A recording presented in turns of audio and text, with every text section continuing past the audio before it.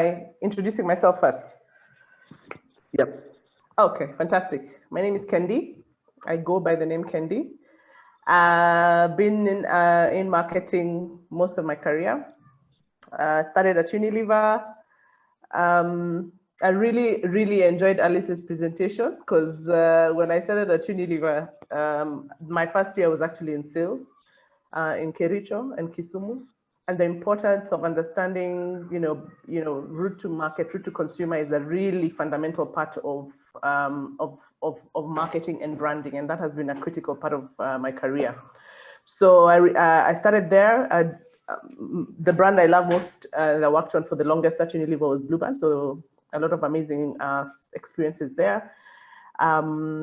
Spent some time, I left Unilever, went to EABL, had some good fun with Tusker, doing Tusker Project Fame, and a lot of, again, majority of my time in EABL was on Tusker, but I did a couple of brands. Went back to Unilever, so I'm one of those people who goes back to an organization when I leave. Went back to Unilever, went into the regional office in South Africa, did that for a while. Again, did Blueband, but in the region.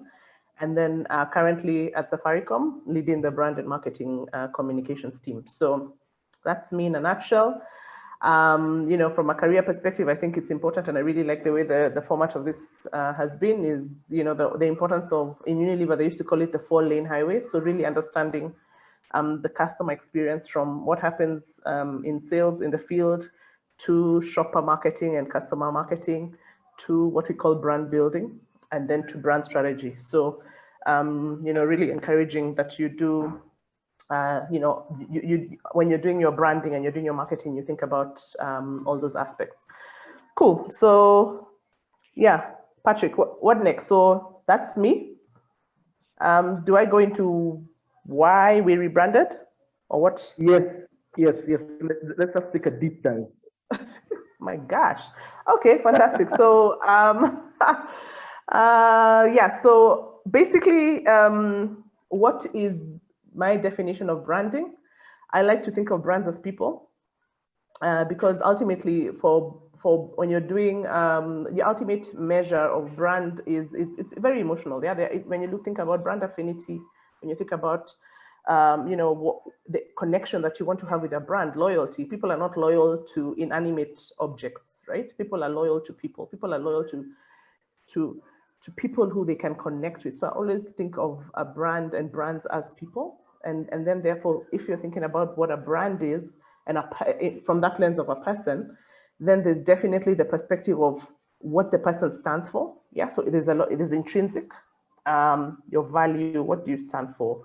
Who are you? What are you about? What's your purpose? I love what Fatima was speaking about earlier about purpose and brands the purpose, because that's the stuff that people connect with. And then when you're done, and that's for me the core, when you're done with really a great understanding and a great expression and a promise of what you stand for intrinsically, it's now about how that comes to life and how then you look, how you present yourself to me. So it's a balance of intrinsic and extrinsic. And that's basically what, when we were doing the rebranding of Safaricom last year, that was basically the guiding light, and that's what we were thinking about. So really thinking about what we stand for. Yeah, and as a brand, we stand for, our purpose is transforming lives, and that has continued to be, and that continues to be. So really being that brand that continues to transform lives, and especially through leveraging technology, through leveraging connectivity and technology to transform lives.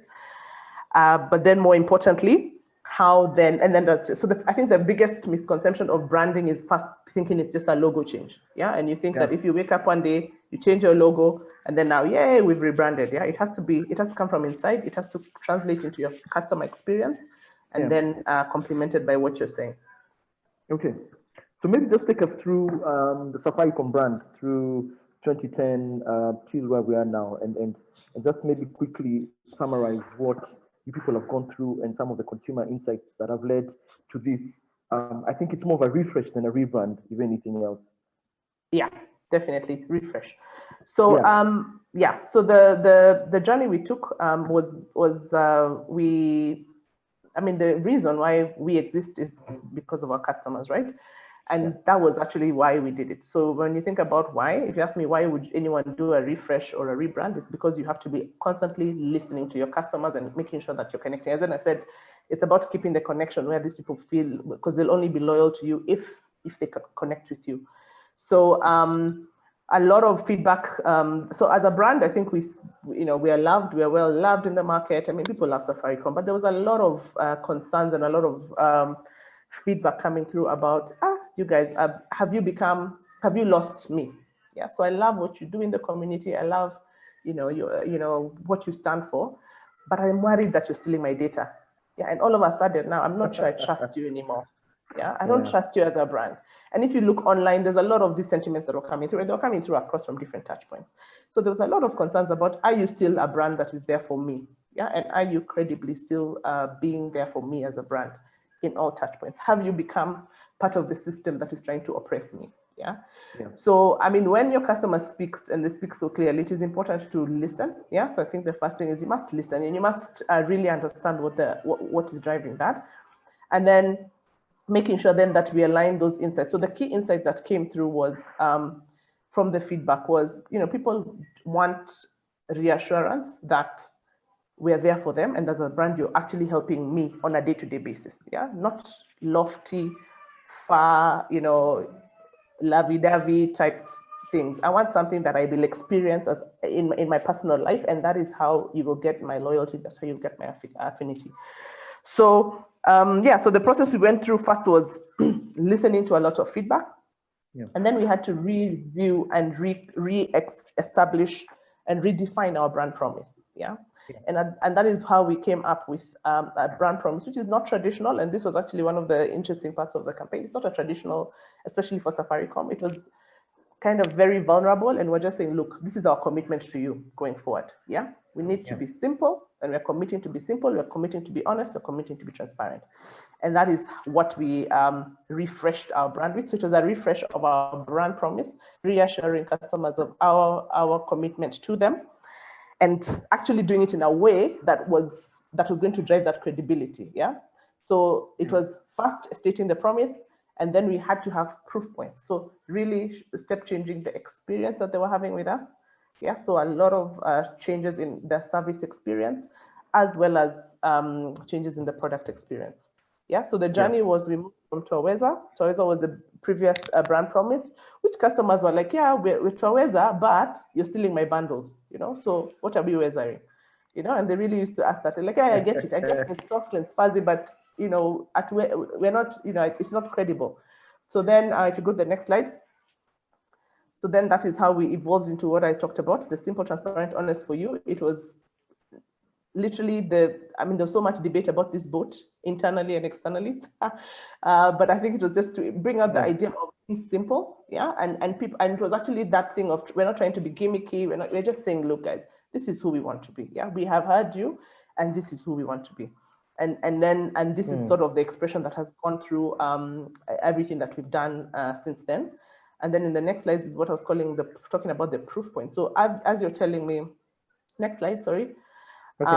The next slide, as you're telling me, you're simple, transparent, and honest. If you go to the slide before, we had to have tangible things that people experience every day.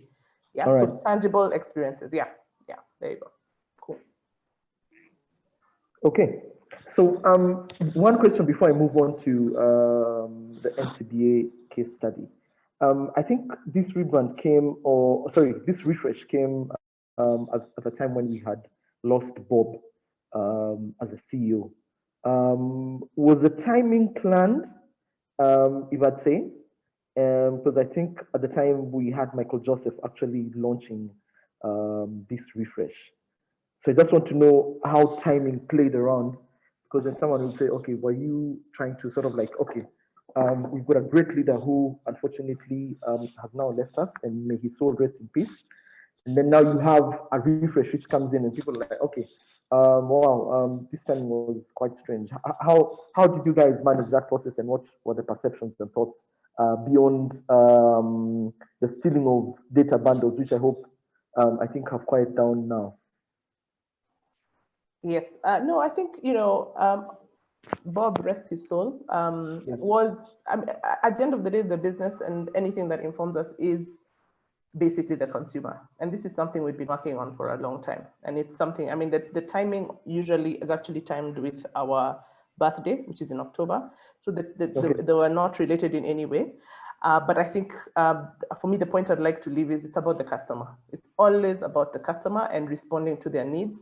And then the leadership and everyone in the business aligning behind that. And that's exactly what happened in this case. Yeah. Okay. All right. Thank you so much.